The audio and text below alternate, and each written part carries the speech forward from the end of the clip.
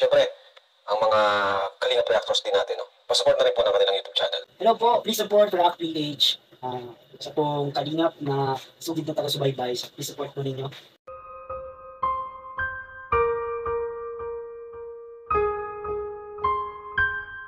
Jomar nakascore na kay Carla. Grabe to. Sa tagal-tagal na hinantay ni Kuya Jomar ay sa wakas ito na. Magandang mapagpalang araw o gabi po sa inyong lahat. Maraming salamat po sa patuloy na suporta at tiwala sa panonood ng aking mga react videos. Salamat po talaga sa bumubuo ng programa ng Kalingap na sina Kuya Val Santos Matubang, Ate Edna, at Kalingap Rab. Pati na rin po sa idol ko na si Kalingap Papa Dan. Dahil po sa programa nyo, maraming taong mahirap ang natulungan, nabago at guminhawa ang buhay. Kuya Jomar, nakascore ba kaya ito kay Carla? Ito po yung konting video, panoorin nyo po. Pakibasa na muna daw po kay Jomar. Pakibasa? Kilig. Uy! Hindi ka man lang kinilig.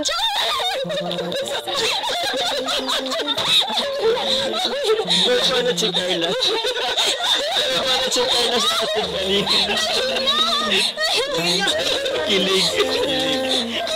Hindi ka man lang ito kinilig. Ay, grabe. Hindi ko na-expect yun. Kinilig ka? Oo naman, grabe. Hindi ko na-expect yun mga kalingap. Grabe. Sabi ko, ay nako, bumanat ka. Kaya pala kanina ko, pinalabas mo na to eh. Hindi ko alam, babanat siya. Oo, kilig yung tatak. 1 point.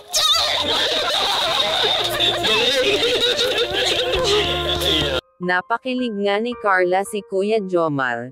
Hindi po talaga ini-expect ni Kuya Jomar ang banat ni Carla sa kanya. Parang nabigla nga ito sa ginawa ni Carla. Kasi alam naman po natin na mahiyain po talaga si Carla. Sabay sabi nga si Carla na 1 point, may 1 point na si Kuya Jomar, may score na siya. Grabe po talaga ito, nakakakilig. Asahan pa po natin sa susunod na vlog kay Carla ay mas lalo pa itong nakakakilig.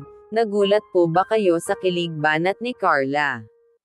Mag-comment lang po kayo. Dito muna lang po tayo. Salamat po sa suporta nyo.